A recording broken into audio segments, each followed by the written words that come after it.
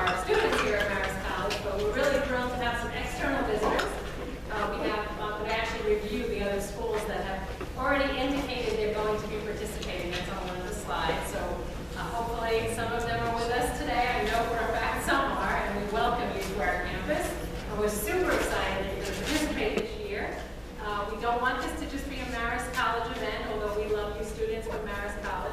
We want this to be truly a regional competition. So we're really, really excited. We have a lot of participation this year. The momentum is growing. This is the third year we're doing the competition, and we're anticipating an unbelievable event this year. So my name is Susan Scanlon.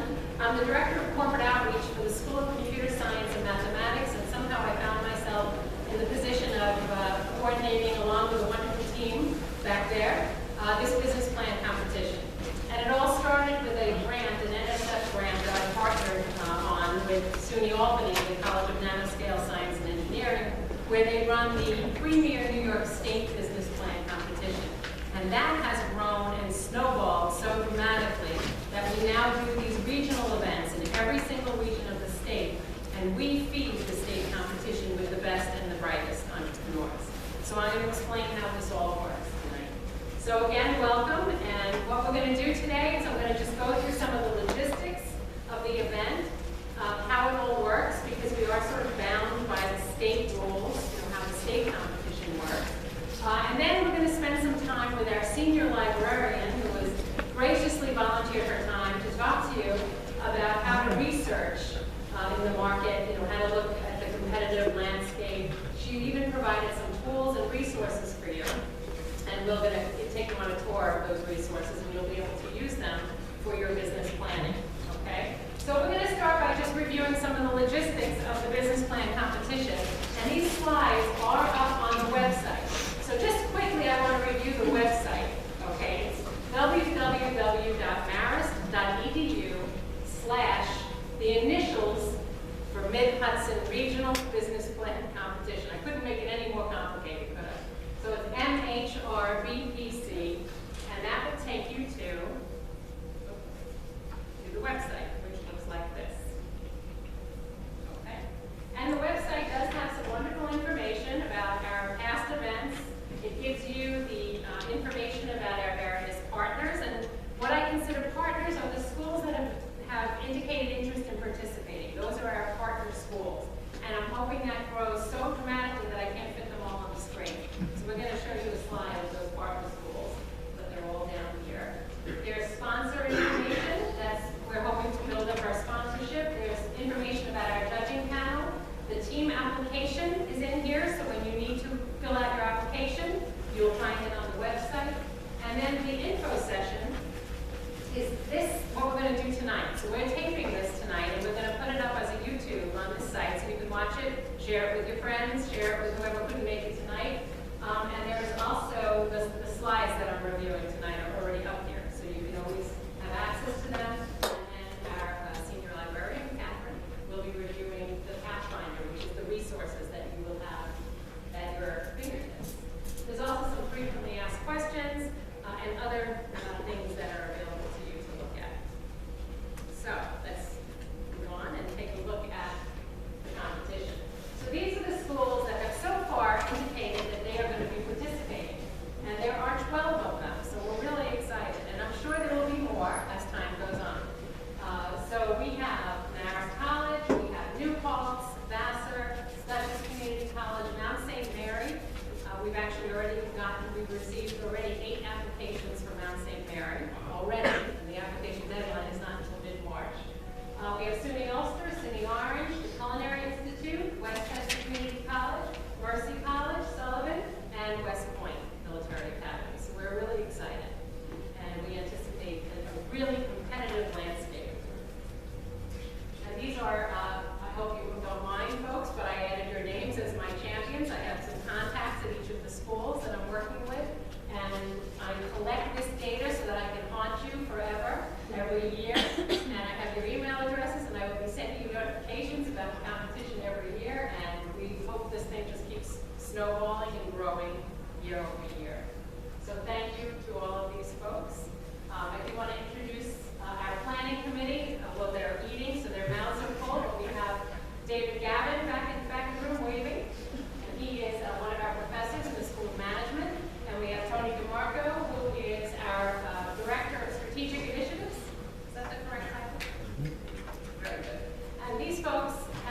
with me for the last 3 years building this competition to what it is today. So thank you. You can give them a hand if you'd like.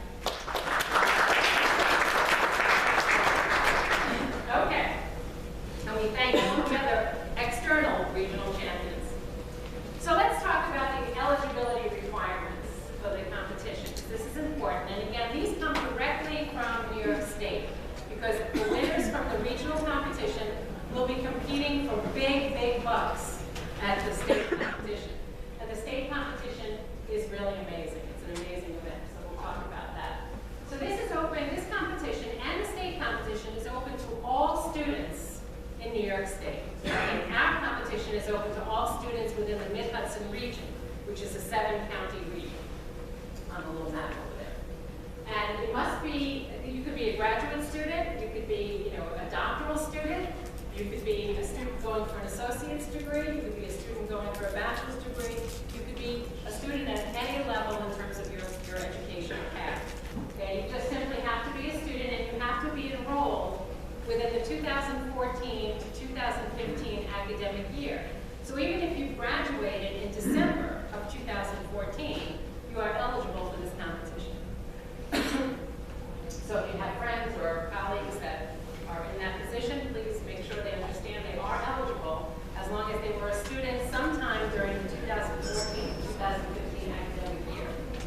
Teams can consist of 1 to 6, no more than 6, and of course no less than 1. So teams of 1 to 6 are eligible to participate. And on the team application, which is simply a 2-page application, you have to indicate who your faculty or staff advisor is. So you do have to have an identified advisor, okay? But they should not have a stake in the business.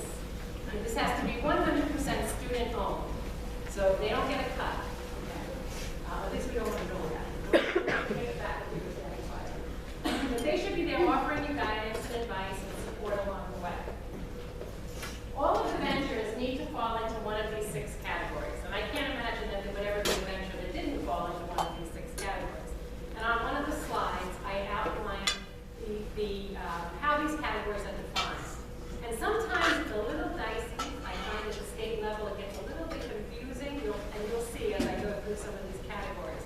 So we do, as the planning committee, reserve the right to change your designation. If you indicate that you are biomedical healthcare, for example, but your focus of your business and what's really the competitive advantage for your business is some type of IT application around biomedical healthcare, we're going to put you in IT software. And the only reason we're going to do that is because that's what the state would do. Okay? And if they find you in the biomedical category where you don't belong there, they may disqualify you. So we're going to try and protect you as best we can and try to make sure we have you in the right category. So these are the categories of biotechnology and healthcare, information technology, software development, and again, we'll define these on a later slide. Nanotechnology and advanced technology. So I know we have some participation with new calls. I'm sort of hoping maybe 3D printing or something like that. That would be nice. That would fall into that category. Clean energy, sustainability. Products and services, which is sort of a catch-all category for everything that doesn't fit into the other one, other categories. And social nonprofit. Okay, so we're going to define these in a moment. And again, we may decide that your idea falls into a different category than what you think, and we will let you know if that happens. Once we get your application and we review it, we'll tell you if we decide, well, I'm sorry, but we think you really belong in this category based on the state definitions. You cannot participate on more than 1 team in the competition. Okay, so let's say you are involved in a business venture with someone from New York City, from Columbia University. Okay, you're engaged in a business with someone from Columbia. You're a student at the Culinary Institute, as an example, because I'm looking at you. And you decide to go into a business venture. Your pal from New York City can participate here at this regional event, or you can participate in the New York City event, but you can't do both. Okay, you can only be in 1 team event. And you cannot have raised more than $100,000 in funding for your business. Okay, you cannot have raised it in public or private capital. Is that going to be a problem for anyone? Okay. So you cannot have raised more than $100,000.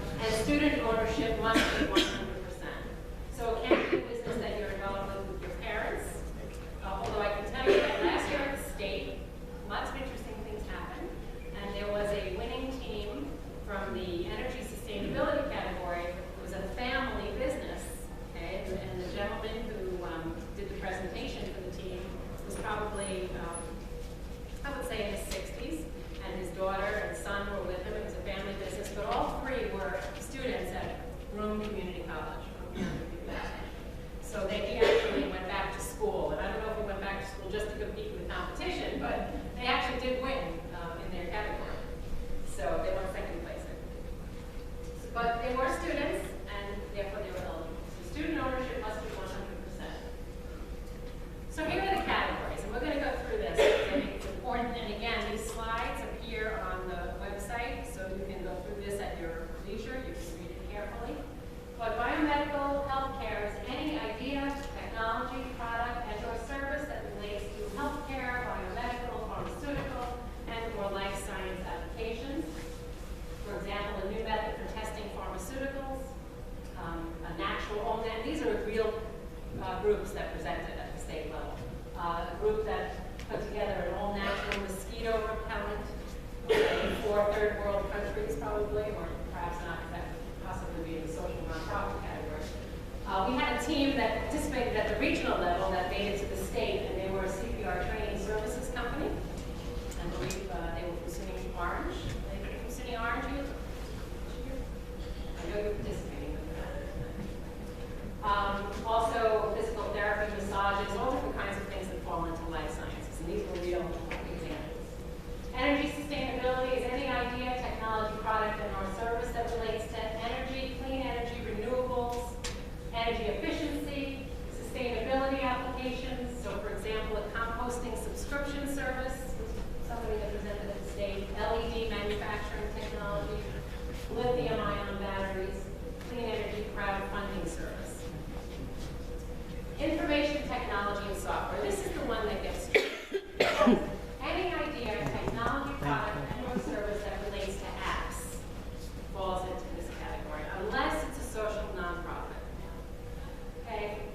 If it's an app, informational technology, software, or an internet application, it goes into this category. All teams using apps, regardless of the application that it involves, falls into this category. Okay? And that's where it gets a little confusing for some folks. If the value that your company provides lies in the creation that's delivered through the app, it falls into this category. And I just feel it's important to stress that, because that gets a little confusing. Okay. So there was an app that was using social media to collect payments. So, for example, if you plan a ski trip with your friends and Joe doesn't pay up on time, there's a social media app they created that puts pressure on Joe to make his payment without you having to go and ask him for the payment. It's very cool. I actually voted on that one for the People's Choice Award.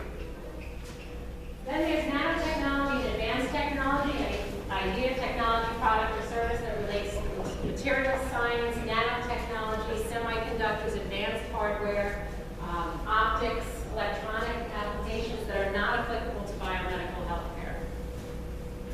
Social entrepreneurship is just what it sounds like. It's nonprofit, or it's benefiting, filling a social need, and profit is not the motivation. Just cost recovery is the motivation, or cost recovery is the goal. If you're delivering a service just for cost recovery, to make sure you can cover your costs. And there were some really interesting examples that you can take a look at. And then products and services is anything else. Okay? It's the catch-all category. Now, what I should tell you at the regional level last year, because we have a wonderful culinary institute in this region, let's face it, we have the best food in New York State, right? Because we have that wonderful resource, we actually had 2 categories within products and services. So we had 2 judging panels. We had a products and services food and a products and services non-food category. At the state level, they do not do that. Okay, so we had to choose one winner from each of those instead of 2 from the overall category. And we'll probably do that again because we have such a wonderful culinary institute. So we may get a lot of food applicants. Any questions about categories so far? Okay, all right. So a maximum of 2 teams from each of the 6 categories will be chosen to go to the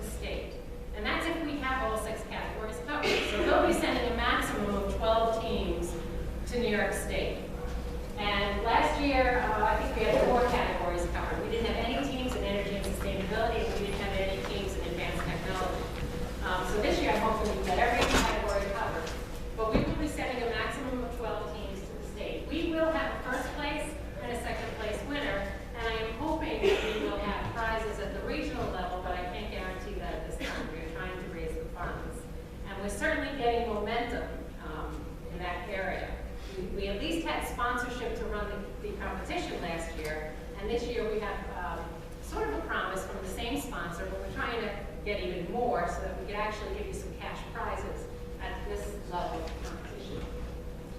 But at the state, they have hundreds of thousands of dollars. It's a huge competition with lots of funding and lots of backing.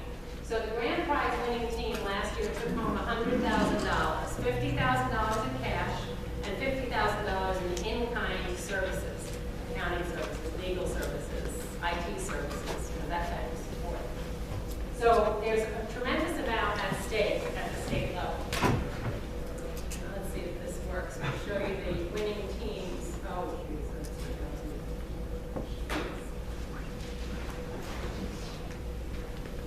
actually, you know what? I'll show you on the next slide. Okay, so the New York State competition, I wanted to just spend a minute talking about that and letting you know that that competition is 2 weeks after the regional competition. And it is an amazing event. It's at the College of Nanoscale Science and Engineering, as well as SUNY Albany. They usually do it in 2 locations because it's a huge event. It's an exhausting day, so even though you're the winner, you will suffer a little bit, okay? Because it's a very tiring day. There's hundreds of brilliant people running around, amazing people, both students and faculty and judges, investors, real investors who are there looking at your potential business. And you get to interface and network with all these amazing people. It's always hot, it's always crowded, sometimes it's standing room only. So I would want you, but it's worth it. It's a great experience, okay? So I encourage you to stay for the entire thing, because you have to be there to get your prize. We've had issues with people who they want a prize and they don't get it. You have to stay there and stay there through the whole day. And it's an all-day event. It goes into the evening, okay? So it is quite the event. So I'm going to take you, hopefully, to the New York State page.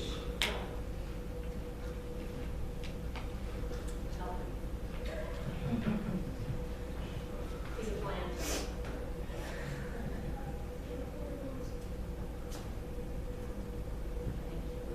I should be good now? Okay. So here's the state competition website, and you can, again, these slides will be online, so you can pull up this link. And if we go into the 2015 program for a moment, we'll scroll down.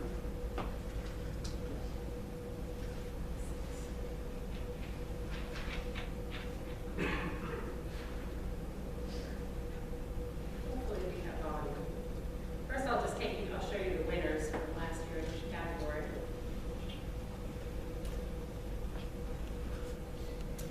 So last year, the grand prize, and this was not fixed because the SUNY College of Nanoscale Science and Engineering does not win every year by any stretch of the imagination. This is the first time I've seen them win the grand prize. But they had this unbelievable presentation where they actually provide like new cells for to repair. Scare you that you have to like cure some horrible disease or anything like that. It's just amazing though some of the things that are presented. But there are years where, one year the team that won developed technology that helps you lift heavy packages without using your back. It's simply a belt that has these levers on it that makes it impossible for you to lift with your back. So it could be anything, okay? It could be anything. So this group, they were in the biomedical technology healthcare category. They won first place in their division, which is, in their category, which is $10,000, and then they won the other $50,000 in cash, or $40,000 in cash, I guess, and $50,000 in kind services. And then we had the third place came to the mosquitoes be gone one, as we showed you the example. So second place, Ovis, which I don't remember what that was. But you notice the People's Choice Award last year. There's a People's Choice Award every year, which is $1,000, and that's where people vote on an app for their favorite team. The audience votes. And Marist College had a People's Choice winner, and that was Life Tech, which was, I believe, this electronic or a vest type device that helps monitor vitals, or I don't really remember exactly. And then there's a Team Spirit Award. This year they're going to have a Rookie Award in each category. They're not calling it a Team Spirit Award. And that one is just a trophy. So the People's People's Choice Award. Oh, there is a Rookie of the Year award. I think they're just going to have the Rookie of the Year, which is just a trophy. They're going to have the People's Choice, which is $1,000. I believe third place is $2,500, second place is $5,000, first place is $10,000, and then grand prize is the $50,000 plus $50,000 in in-kind services. And then you can take a look and you can see all the other winners in each category. Some amazing stuff. Promo Flash at Marist College won the Team Spirit Award last year in the IT software category, so it's pretty exciting. But we also have, just to show you, a little video from the state competition. And this is really promoting this College of Nanoscale Science and Engineering to some extent, but I think it's kind of interesting because you can get a sense of what the state competition looks like. Hopefully it will work.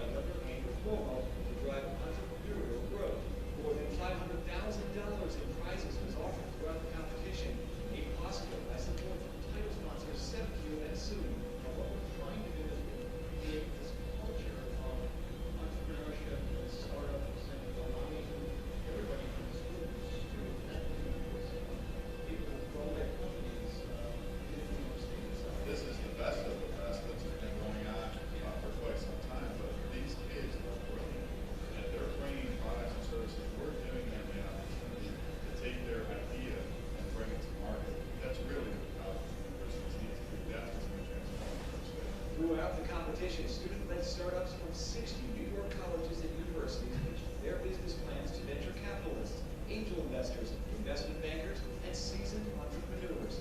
Those who made it to the final round had already beat out hundreds of other student teams in the regional semifinals held across New York State only weeks ago. Our company is called Nanowater, and we have a portable solar water bottle that uses the sun's energy to take contaminated water and turn it into clean, safe drinking water.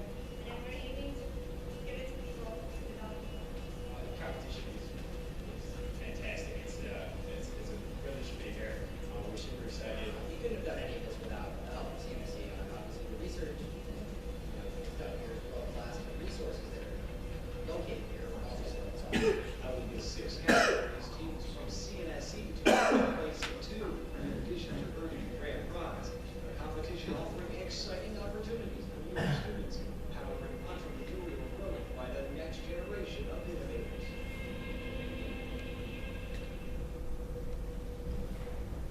And again, CNSC does not win every year, so. Okay. But a little history about the New York State competition. It was established in 2010, so it wasn't established that long ago. And it just has grown exponentially since 2010. So it started, with primarily University of Albany, College of Nanoscale Science and Engineering, perhaps some other schools in the capital region. And it has grown so much. So in the first year, they had 5 schools participating, $25,000 in prizes. And then it went up to 12 schools with 20 judges at $116,000, 25 schools, 34 judges. And you can see in 2014, I believe there were 90 schools and just an enormous growth. $800,000 in cash and in-kind services. So even if you don't win, okay, because there's amazing competition. don't win the big money at the state, you have an opportunity to show your presentation to some really interesting people. I mean, we had teams last year that I think were spoken to by incubators, by accelerators, Orange County Accelerator kind of took one team under their belt. We had actual investors who invest in the food industry, and I'm hoping that they actually maybe help some of your teams, I don't know. But you do have an opportunity to speak to investors, real investors, and if you get to the state level, every single judge is either an angel investor, a venture capitalist, or some type of real private investor, business investor.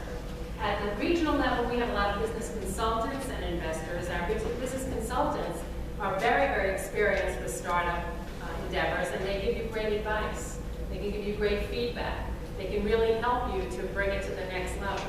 And a lot of teams come back year over year. So they start early and they come back each year. The team that won that device that helps you not bend from your mat, it was like their third time coming back, and then they won the grand prize. I had seen them 2 years in a row at the competition, and they won finally after 3 years of trying, because you get better and better, you get more and more polished with the experience of presenting to all of these really interesting and knowledgeable people. And you get to network with like-minded entrepreneurs, you get to meet people from other schools, other areas, and you get to watch some presentations that are really incredible. I mean, it's really fascinating, some of the ideas that people have and how they develop them. This slide is very important, so I want you to make sure that you look at it on the website. It's pretty small to read right now, but it's important because it has all the deadlines, and we have to be really firm with these deadlines. Okay, we've been a little loose in the last 2 years because we were just starting, we were launching, but I am anticipating a very large event this year, and we're also working with an IT firm from the capital area, Albany area. They've agreed to, pro bono, for no cost, develop a mobile app for each regional competition. So we have to give them all the data about our competition right after the application deadline. So we really don't have any leeway with these deadlines. So currently, we are accepting applications. If you feel like submitting them, we can start now. And the application, again, is just a 2-page Word document. You can make it 3 pages, I don't care. I don't hold you to the 2-page limit. But you don't have to submit a full, comprehensive 100-page business plan. Okay? That's not required in this competition. If you have that, it's great because it backs up your presentation. You're probably really prepared for all the questions that will be asked if you have such a document. But you do not have to have that for the purposes of this competition. The application, again, is just a Word document that you email to me, and then the team reviews it. Okay? So the application deadline is 11:59 p.m. Exactly. 11, and I got applications at 11:59 p.m. last year on March 13th, 2015. Okay, so put that in your calendar. March 13th, 2015, 11:59 p.m. As soon as this clock goes through midnight, it is March 14th. Okay, so make sure you get them in on March 13th. We will externally evaluate your applications, and we will let you know by March 20th. So that should be March 13th to March 20th. We can change that. We'll let you know by March 20th if you're in the competition. Okay. And final presentations, which means your slides. 10 slides. Okay. And then you can have an additional few slides, additional couple, I have to check on the number, I forget, that will help you with Q&A. But it's just 10 slides. Okay. And you should have that to us by April, whatever that says. April 6th. Okay. April 6th. And then the competition is April 10th. Okay, and we need your slides by April 6th so that we can load them, preload them onto flash drives and have everything ready. And we need to know that it's in the right format. Now, in the state and in the regional competition, we allow Prezi, we allow whatever that Google one is. We allow a lot more flexibility. But what you should know is the state will not. The state has to be either in a PDF or a PowerPoint. They will not accept anything else. Okay? So you always have to put it in that format. For us, if you want to get clever and creative and do a Prezi and go wild, we don't mind, as long as we don't run into any technical problems. You always risk the technical issues if you're using something like that, but we're a little bit more flexible. And then April 24th, 2 weeks after our competition, is the state competition. And it's a wild ride between the regional and the state, because you'll start getting a lot of emails from the state people, and you'll start having to upload your presentations. They do everything through a mobile app or a website, so you'll be uploading. And their deadlines are extremely strict. They're not flexible at all. Okay? They run it like a really strict competition. There's no leeway whatsoever. So we're going to try and also be very strict about it this year. So the judging is also very interesting, okay? Because we have some judges that are really looking at this from the perspective of, would I invest in this? Okay? And at the state level, that's really kind of what they're looking at. Well, is this something I would be willing to invest in? But we really want them to also look at the quality of the presentation, how well thought out this is. Did you really have a compelling idea? Did you present it well? Did you research it? Does it make sense? So if you take a look at this criteria, this is really what the judges are going to be looking at, what they're going to be thinking about, and how they're going to make their decision. And they do have a rubric that they use to evaluate you, but then they also discuss it amongst themselves, so it's not just the rubric. They also put a lot of thought, discussion into it. And hopefully the mobile app that we're going to create is going to also allow them to give you feedback, so that if they don't feel you're quite ready for the state, they're going to be able to give you their feedback and thoughts and give you advice and try and help you grow and help you really develop this business. So what they're looking at is, why you? Do you have the skills and the ability, you and your team, to really pull this off? Do you have the appropriate passion to make this work? Because it takes passion to get a business off the ground. If it requires certain technology or production or a certain type of operational procedure, do you have the skills, or can you attain or secure the skills to really make it happen? And then who cares? Is this something anybody cares about? Is it something that people want to buy or take advantage of? So is there a market for this product or service?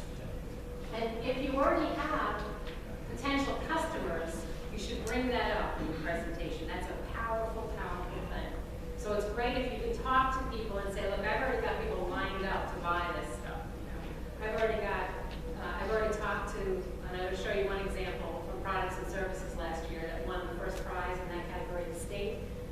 It's a very interesting product for gyms, and he already had spoken to a bunch of gyms in the region, and they already had made a commitment that they were going to purchase this device, which I will show you shortly. And then, so what? Does the team already have a venture in place? Is it already operating? Do they have a prototype? And again, I don't want this to scare you, because at the state, there have been winners at all different stages of development. Okay, just the idea stage to having a prototype. Obviously, it's stronger if you have something to show, if you have a market, but it does. I don't want that to discourage you if it's not quite ready yet. Right? And then, of course, the presentation is huge. Being able to answer the questions from the judges, being able to show passion when you're delivering your presentation, really showing that you understand your product or service or whatever it is, that you really understand why it's competitive. That's really powerful. So being able to make that powerful presentation is really important. I don't know if you saw in that little video, the young man, Green, I think his last name, from College of Nanoscale Science and Engineering, who said what a great opportunity this is. That guy was the most unbelievable presenter.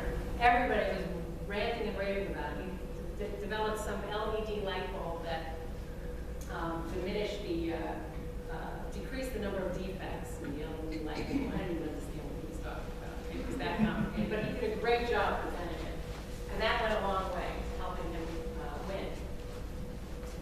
Now this came from the state. I don't really like the way it's outlined, but I just took it directly from the state, so I blame them. But this is a sample format. So in other words, you would have potentially a slide for each of these categories. Okay? You don't have to do this. Okay? You don't have to follow this template, but this is what they recommend. I mean, this is what they're kind of looking for, this type of information. Okay? So you can take a look at this if you go to the website. You can want to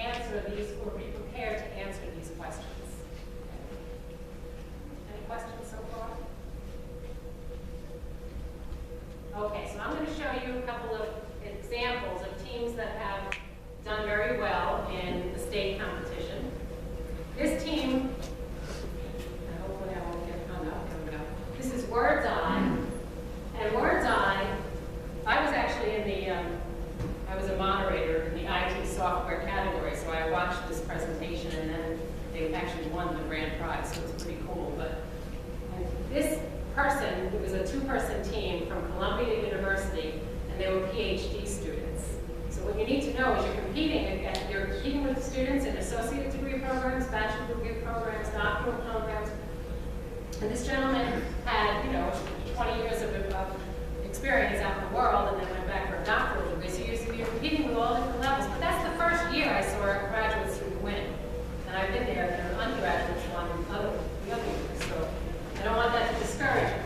But they were researching this, and what really took it over the edge for the judges was just one statement that this team made, which was, their product is Instagram meets Facebook. And their eyes lit up. That's all the judges had to hear. They went wild with that. Just that piece of the presentation made them go crazy. Because what this is you create your own artwork, your own scenes, simply by sharing them back and forth with each other and speaking to them. So I want a blue pony in this picture. A blue pony will appear, and then you send it back to your friend, and then they add stuff. And this won $50,000 plus $50,000 in kind of services. So it's a social media kind of sharing, but it's really graphic and artistic and creative. So that is one winner. So they didn't cure glaucoma. Okay.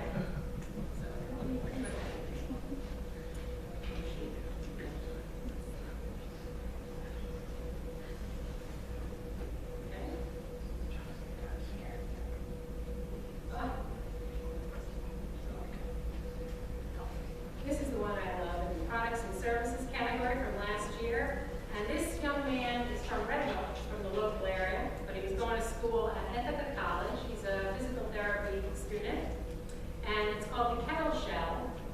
And what it is, because of all the, I don't know if any of you are CrossFitters, well, certainly you guys are exercise all the time. But if you're, they know the 4-hour body, they do swings with the kettlebell. And kettlebells, are very expensive. You buy one kettlebell, that's a 35-pound kettlebell, it's like, $50. How do you get kettlebells with all the different pounds, right? But everybody pretty much has dumbbells hanging around, free weights, hand weights. And this device, you hold it, you snap it onto any hand weight. You just go like that, and it snaps right on and clasps on. That's it. And he won first prize in the products and services category. So it creates kettlebells out of any type of free weight, as simple as that. And he had a whole bunch of gyms already ready to buy them, because nobody wants to invest in a full set of kettlebells, right? And let's face it, when Velcro was, somebody thought about Velcro, it changed the world. So, any questions about anything I talked about or didn't talk about? I believe that concludes my piece of the presentation. Any questions at all? Anybody confused about anything? Don't leave yet, because we have another piece to this. Okay? No questions. If you think of it, I'm here, so don't worry about it, and you probably won't know how to reach me. But we have Catherine Silberger, may I call you Katie Silberger? Katie, who's our senior librarian for digital content. She was kind enough to volunteer her time to give you a tour of the various resources that you can use to research your product or service.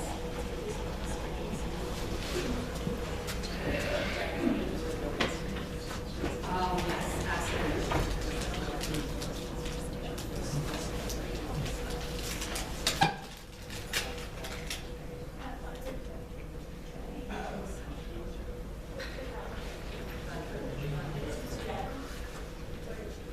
Oh, please stay, please stay.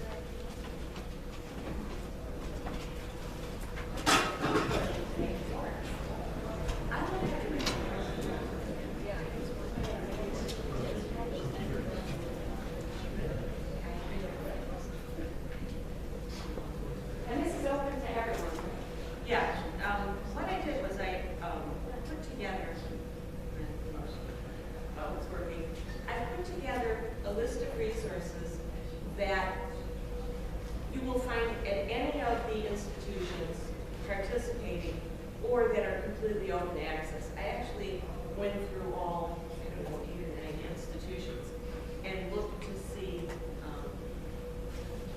it's always so awkward when it's I looked to see what databases everyone had. And there's one commonality in terms of databases that is available at all of the schools, and it's called Business Insights Essentials. It's actually paid for with a federal grant, and it's bought by the state library. Okay, that seems to be.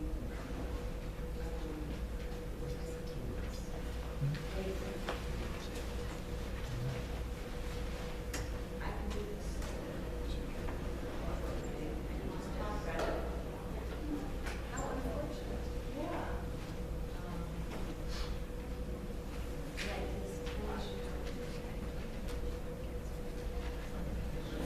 It's always the belief in the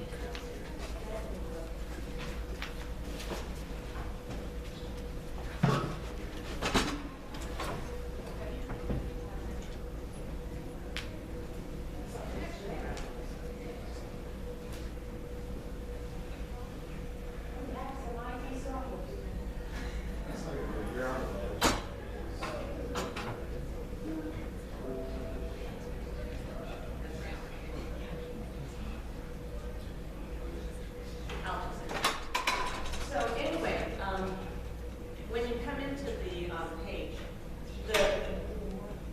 we have a database which is Business Insights, and you can search that for information about industries, so you get a big picture about the industry. Industries are classified by something called the NAICS code, North American Industry Classification Code.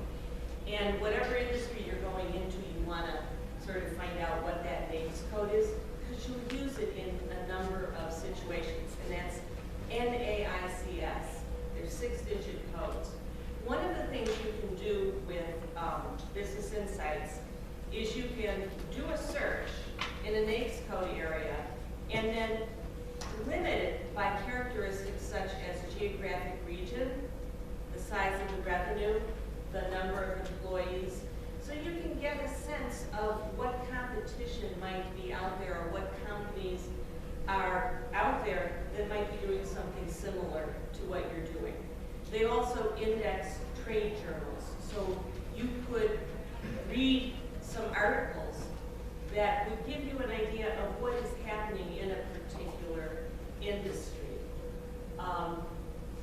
All of the institutions, I would subscribe to something called ADI Inform or Business Source Premier. Some institutions have both of those subscriptions, but everybody has at least one. These are both article databases, both index trade journals. And trade journals are interesting to look at because the articles are very, very focused on things specific to the industry. If there are certain trends that are going on, you'll pick up on those trends. If there are challenges facing the industry, you can read about those challenges and you may get an idea for some kind of product or service that you might want to engage in that way. Trade journals will also have information about very new products that are coming out of potential markets. So for all those reasons, they may be helpful to you in beginning to form the motivation for why this product would be something that would have a potential market. So that's how you're going to start getting at industry information.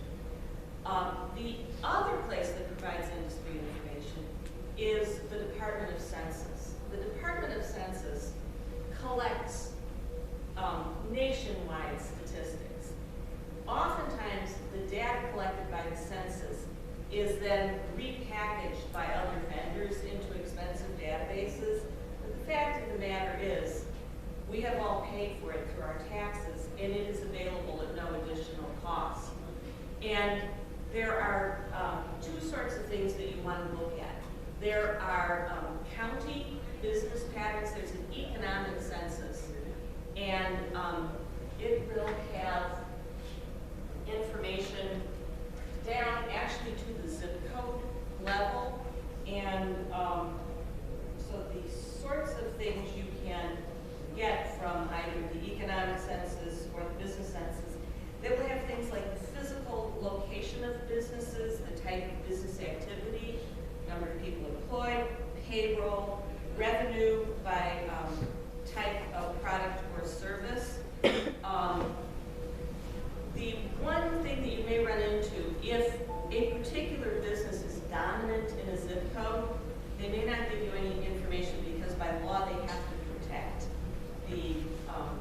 anonymity of all the respondents. So, you know, in years past, sometimes Poughkeepsie would have this sort of blind spot because of IBM.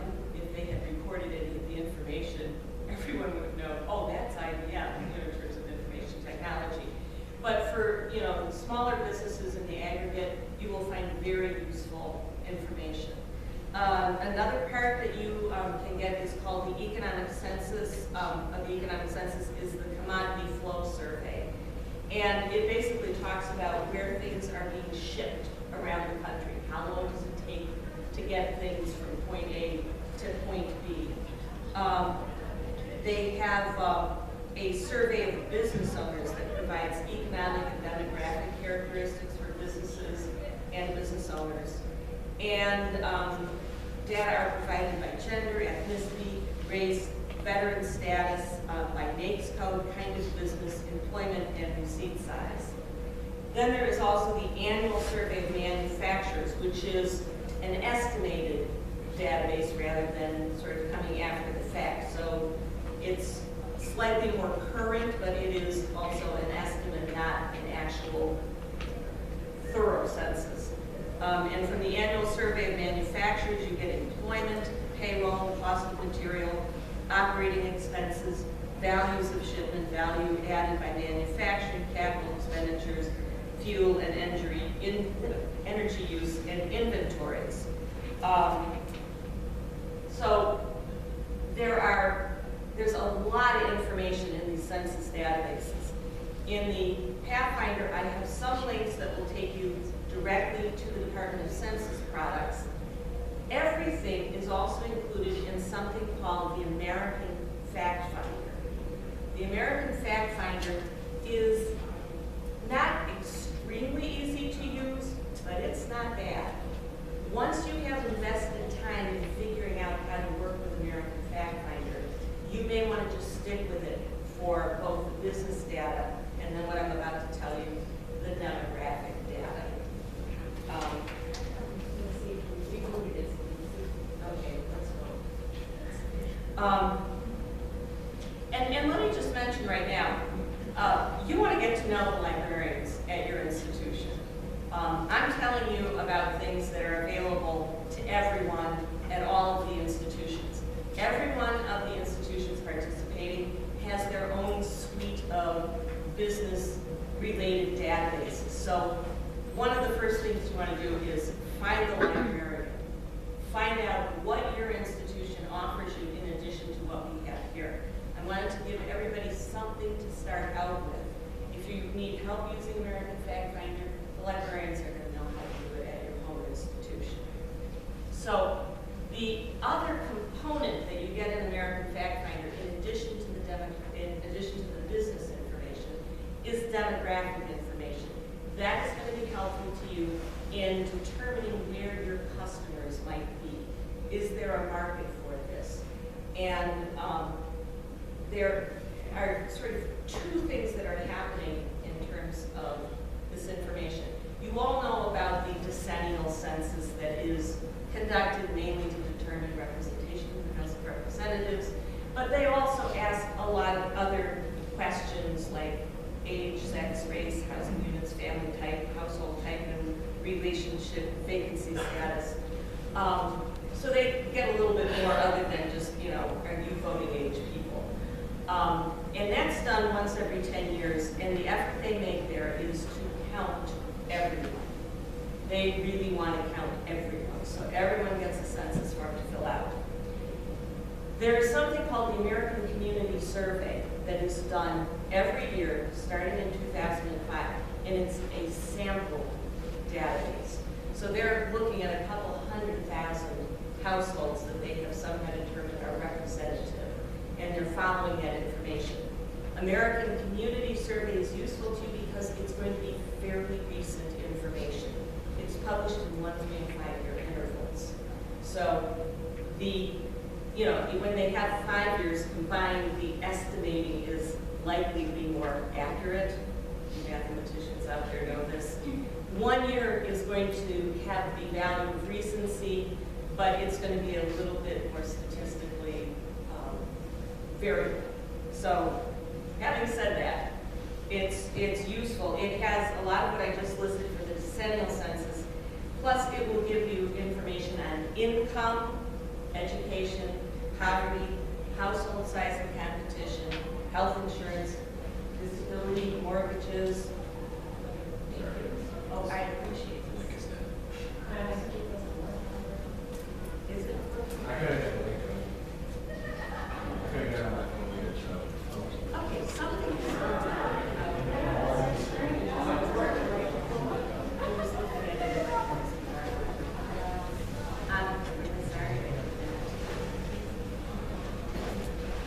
Well, we can make sure that everybody knows that it's up and running tomorrow. The link is in the slide. Yeah, the link is in the slides. So anyway, take a look at those resources, but also talk to the librarian at your home institution, because he or she will be able to direct you to very useful subscription databases that you have that aren't found in home institutions. And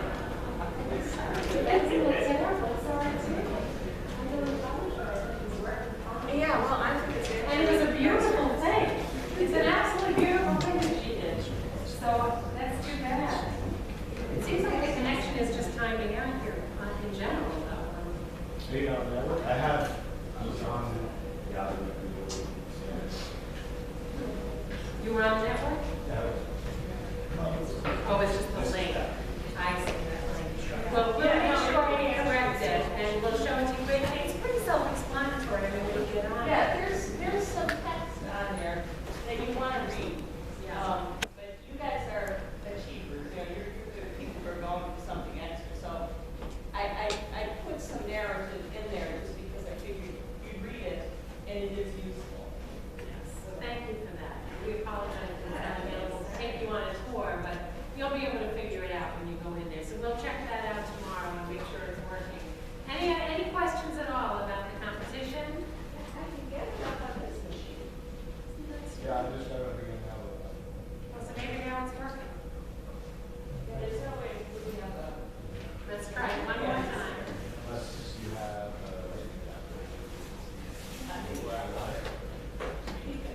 Let's just take one moment and see if we can. Mid-Hudson Regional Business Plan.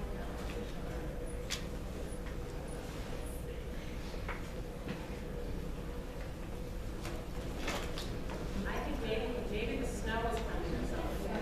Oh, okay, now that I'm looking at it, actually, I put links into instructional videos, that's what I didn't mention.